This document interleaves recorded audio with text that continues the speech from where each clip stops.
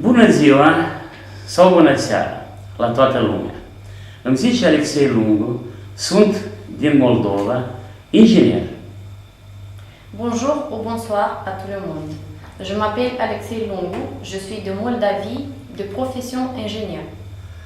Astăzi, din acest video, veți afla ceva foarte important și util. Aujourd'hui, dans cette vidéo, vous apprendrez quelque chose de très important et utile. Mulți știu și mulți nu știu, astăzi vor afla că pe globul pământesc sunt aproximativ 200 de țări și populația este aproximativ în jurul de peste 7 miliarde populație. Beaucoup de gens savent et beaucoup ne savent pas. Ils vont apprendre aujourd'hui que dans le monde, il y a environ 200 pays où habitent plus de 7 milliards de personnes. Însă, foarte puțini știu și iarăși din nou astăzi vor afla că pe globul pământesc se vorbește în jur de 5.000 limbi.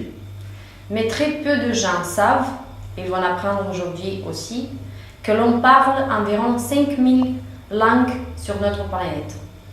Și de aici începem mai departe. Suntem în secolul 21. Mare progres tehnic. În fiecare zi, foarte multă lume pleacă în diferite colțuri ale pământului. La muncă, business, odihnă, în ospiție, la învățătură, etc. Et d'ici, nous commençons à expliquer.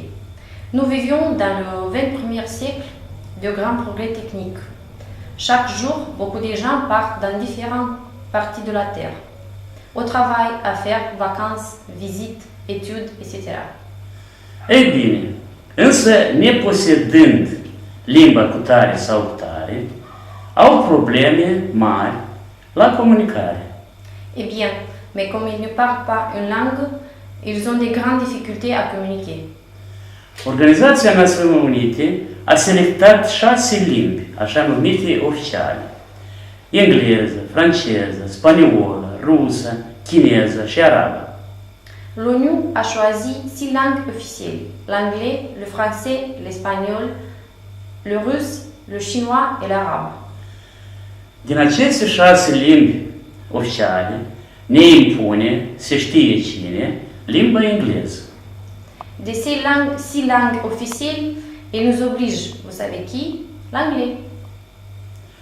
Dar fiecare din vorbitorii circa 5.000 de limbi de pe Terra poate să întrebe, dar de ce engleză? Fiindcă limba contează foarte mult. Cineva e de sortul 1, iar ceilalți de sortul 2. Mais chacun des locuteurs de 5.000 langues de tout le monde peut se demander pourquoi l'anglais? Parce que cette langue est très importante. Quelqu'un est de la première catégorie et quelqu'un de la deuxième catégorie. Pentru a învăța o limbă străină este necesar de 2-3 ani, ba și mai mult, talent și tot nu vei cunoaște la perfecție. Presupunem că ai învățat o limbă, 2, 10 poligloții, ei și ce? Cum o să comunici cu restul? Pour apprendre une langue étrangère, on a besoin de 2-3 ans, et même plus, du talent. Et à la fin, on n'aboutit pas à la connaître parfaitement. Supposons que vous avez appris une langue, ou même 10 polyglottes. Et alors, comment vous allez communiquer avec les autres? Învățații din toată lumea au inventat vreo câteva limbi oficiale internaționale, însă după părerea la mai mulți, cea mai reușită este limba Esperanto. Les hommes de science de partout dans le monde ont inventé quelques langues artificielles, internationales. Mais après l'avis de la majorité, la plus réussite, c'est l'espéranto. În 1887, în orășelul Białystok, Polonia, un oarecare Zamenhof, evreu, emigrant rus, medic oculist, tatălui era lingvist, a rezolvat cu brio această problemă. En 1887, dans la ville de Białystok, en Pologne, un certain juif Zamenhof, émigrant russe, ophtalmologue, son père était un linguiste, a résolu avec succès ces problèmes. Și dacă, după cum v-am spus, mai sus, o limbă străină e greu de învățat în 2-3 ani, atunci limba Esperanto se poate învăța ușor în 2-3 luni. Iar după cărcica mea se poate învăța și în 2-3 săptămâni, ba chiar și în 2-3 zile. Et si, comme j'ai déjà mentionné ci-dessus, une langue étrangère est difficile à apprendre dans 2-3 ans, alors la langue espéranto peut être apprise facilement dans 2-3 mois, d'après mon petit livret, dans 2-3 semaines, et même 2-3 jours. Alfabetul e în grafia latină. Rădăcini sunt luate din ginta romană, ginta slavonă, ginta germană. Cum se scrie, așa se citește. Accentul întotdeauna cade pe penultima vocală. Substantivele se termină cu O, adjectivele se termină cu A, adverbele cu E. Verbul la infinitiv se termină cu I, în timpul trecut is, la prezent as, la viitor os. Câteva prefixe, sufixe, cuvinte de legătură, cuvinte internaționale. L'alphabet, écriture latine, racine de la tribu romane, slave-allemande. On lit comme on écrit. L'accent tombe toujours sur l'avant-dernière voyelle. Les noms terminent par O. Les adjectifs terminent par A. Les adverbes terminent par E. Le verbe à l'infinitif termine par I, ou passé par IS, ou présent par AS, et au futur par OS. Préfixe, suffixe, conjonctif, mots internationaux. Cărticica mea, 48 de pagini A5, partea 1, gramatica limbii Esperanto, 5 pagini, partea 2, tabel clasificator, cuvinte de legătură, cuvinte și expresii uzuale, cuvinte compuse, operații aritmetice, etc.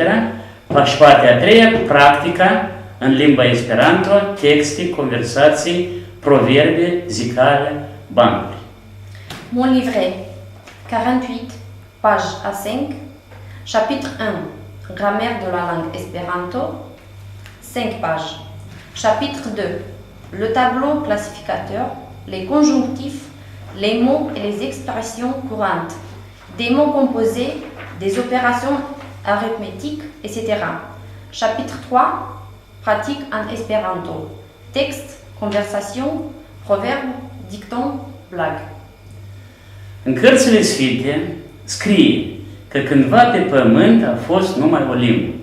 Se vorbește că va veni vremea și iarăși va fi una, probabil Esperanto, după cărcica mea. Dans les œuvres sacrées, on écrit 4 fois qu'autrefois, sur la terre, il y avait une seule langue. On dit que viendra le temps où l'on parlera de nouveau une seule langue. Probablement l'espéranto, d'après mon livret. Propunerea mea, atenție, mă adresez și conducătorilor de toate țările de pe glob, la toate grădinițele de copii, în grupele pregătitoare. Copiii învață a citi, a scrie, a număra, a povesti, etc.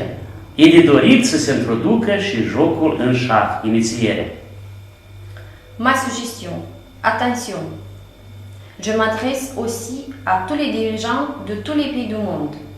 Dans toutes les maternelles, dans tous les groupes de préparation, les enfants apprennent à lire, écrire, compter, raconter, etc.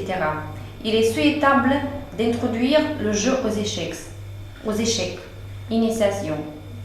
Apoi la școală, din clasa a 3-a, să se introducă și limba Esperanto. Rolul învățătorilor, profesorilor, din clasele primare, de a găsi, a depista ce zace în fiecare elev, adică înclinația spre matematică, limbă, istorie, șah, desen, etc., etc. Din clasa a 5-a, să se învețe mai mult ce-i place elevului în domeniul respectiv, plus limba maternă și Esperanto. Să se învețe 9 clase, apoi cei ce merită și doresc la instituții superioare. Après, à l'école, en troisième classe, introduire de la langue espéranto. Le rôle des enseignants, professeurs à l'école primaire. Trouver, détecter ce qui se trouve dans chaque élève, c'est-à-dire l'inclinaison pour les mathématiques, les langues, l'histoire, les échecs, le dessin, etc. À partir de la cinquième classe, apprendre de plus ce que l'étudiant aime dans un domaine respectif, ainsi que la langue maternelle et la langue espéranto. De promouvoir 9 classes. Et après, ceux qui méritent et veulent continuer les études dans les établissements d'enseignement supérior. Cărticica mea trebuie să fie la fiecare elev, la fiecare profesor, la fiecare student și la fiecare persoană de vârsta a treia. După o așa reformă, se va economisi pe globul pământesc, după calculul economiștilor, circa 700 miliarde de euro anual. Chaque élève, chaque enseignant, chaque étudiant et chaque personne, y compris les personnes âgées, doivent posséder mon livret. Après une telle réforme, on va épargner dans tout le monde, d'après le calcul des économistes, 700 milliards d'euros par an. Sub video veți găsi cărticica mea pentru procurare în 4 limbi, română, franceză, rusă și engleză. Avec cette vidéo, vous trouverez mon livret pour acheter en 4 langues, le roumain, le français, le russe et l'anglais. Și la sfârșit, să fiți cinstiți. Dreptul de autor îmi aparține. Nu faceți șmecherii, zgârcitul mai mult pierde. Fiecare exemplar procurat va fi registrat. Tuturor vă doresc succes! Et à la fin, soyez honnête. Le droit d'auteur m'appartient. Ne faites pas des tromperies. Bon marché coûte cher.